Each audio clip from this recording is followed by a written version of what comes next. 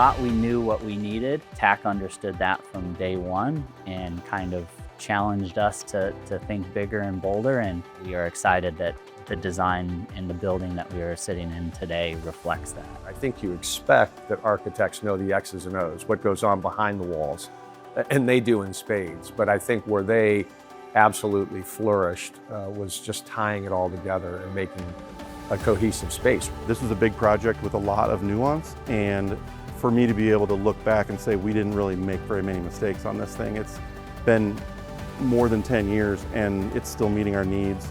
It still feels current.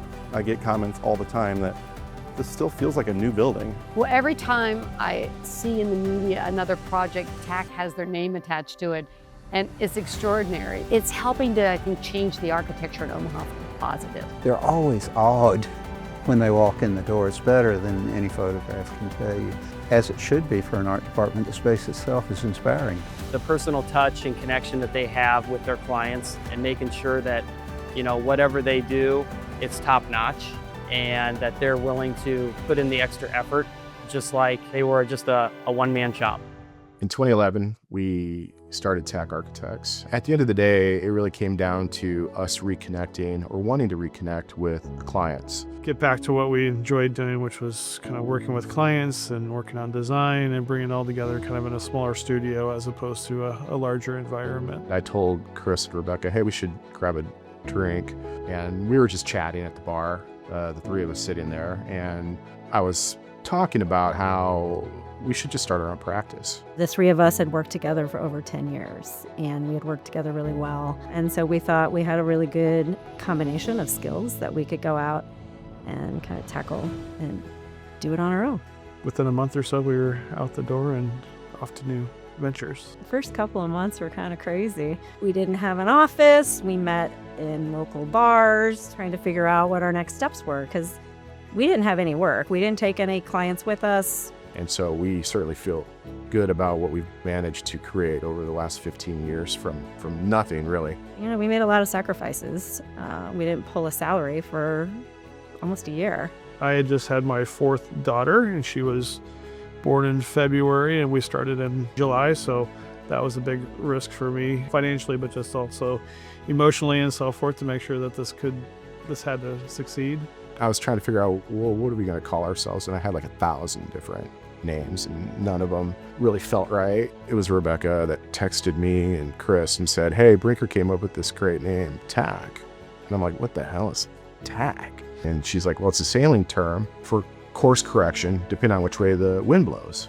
It really kind of manifests the DNA of who we are as a design firm. Tacking is as much about what we were going through in our lives at the time as it is about our design process. And that is not coming to clients with a preconceived notion of a solution, but it's about the process. In the design process, Tack was incredible. They looked at what we had and they looked at what we wanted. And they did a really good job of marrying that together. They really listened to the programming of the spaces that we had. We really wanted things that were modular and multifunction. Everything is easy for us to say yes to using the building, or we used to have to say no because it was too much trouble. And we also really cared a lot about kind of our culture and how we interact. Tack was able to really help us think about, you know, those accidental encounters that you can create through architecture, so that as people are moving around the building, they're naturally bumping into people and connecting with people. Jeff and his team came over and studied our art program extensively. I said, you know, I'm beginning to think that you know our art program as well as I do. I'm paraphrasing, but he said something like, yeah, well, I'm not too surprised by that. But listen, I've got a question for you. Where do you want your art program to be 10 years after you're gone? And so he was thinking far ahead of me. We always ask people to kind of dream big and kind of think outside the box. I'll give them some crazy ideas, and then they kind of take it a step further. I mean, alumni, when they come back, they see all these amazing new additions, and they all say, God, I wish I was in high school again. We're a law firm that takes our clients' needs seriously, but we don't take ourselves too seriously. They created the space that embodies our philosophy and our approach to the practice of law. So we wanted the internal part of the office to be very fluid and transitory, so people felt connected no matter what floor you were on. That staircase that they came up with, which did not exist when we moved in initially, really has tied the whole space together. And then you walk up into the second floor and you're not expecting a fireplace, you know, and all the mirrors that exist throughout that make the space, you know, seem much larger than it actually is. To this day, what, almost 9 years later since we moved in here, there's not a day that goes by that we don't get a wow when a client walks into the foyer out there. We couldn't be happier with the space because we knew it had such potential, but we really wanted to work with Tack Architects to help us realize what we thought the potential was. We wanted someone that would take a look at this space in a fresh way and help us design around what we knew we wanted to incorporate. The potential for the space to become a tunnel was something that was a challenge, and the way we worked with angles to go towards the view. As you look around here, the ceiling heights change and the angles change, and they take advantage of this very high ceiling, but it makes it still feel warm and intimate as a home. Because of the relationship, we felt very comfortable just getting out of the way, which is very hard for lawyers to do. There was only a handful. I mean, it was basically the 3 principals and like a couple of other people and down at a tiny little office. Over time, they've of course moved and grown up and added lots of people. Fun to know that this was one of those early projects that hopefully helped them build a reputation. We had a blast working with the people, both the quality of the work and the people that are involved. They may be growing in staff a little bit, but their personal connection to their clients and to their projects hasn't changed at all. I think a lot of our projects are very transformative, and we can't ask for a better partner than Tack to do those with. I would recommend Tack because at the core, they're small enough to listen and to understand what the client wants.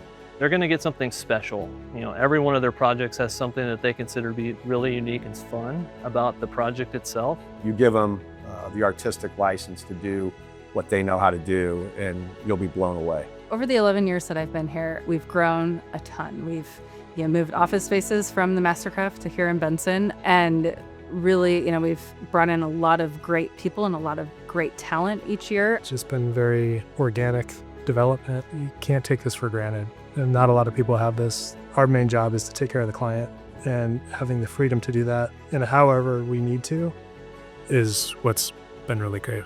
Everybody, I think, likes to be around everyone, and that just helps coming to work every day. Whenever a project gets to a higher threshold, more hands will show up. So that's one way we've grown.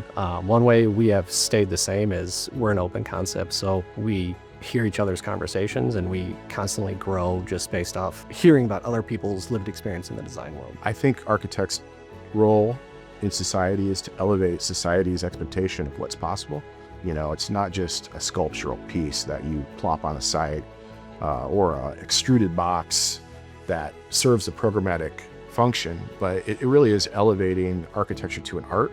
I love coming to work every day. We all had little kids and growing our families at the same time, and now they're kind of adults, and it's crazy to think that 15 years, how much has happened, and seeing what we've been able to do to change the fabric of Omaha and the buildings and the places that people visit and office in and live in is pretty amazing and very rewarding. I really hope that we as a collective have impacted the community in a positive way that's memorable for future generations. And I'm really excited to see what Nicole and Ryan and the rest of the studio do in the next 15 years as we approach retirement at that point, or maybe we're already out the door by then, but just to see this being a sustainable business that lives beyond us. Again, going back to, it's not about our 3 names being on the door, it's about Tack as a studio. Overall, I think we've had a great breadth of work that we've done to date. I feel like we're always willing to try something different. I mean, people come to us sometimes, they're like, oh, you don't want to do this. This is just a little simple little warehouse or something. And we're like, yeah, but is it? Like, we can make this warehouse amazing. We like to think outside the box. So I hope we continue to push that and build great architecture and be relevant here in Omaha and beyond.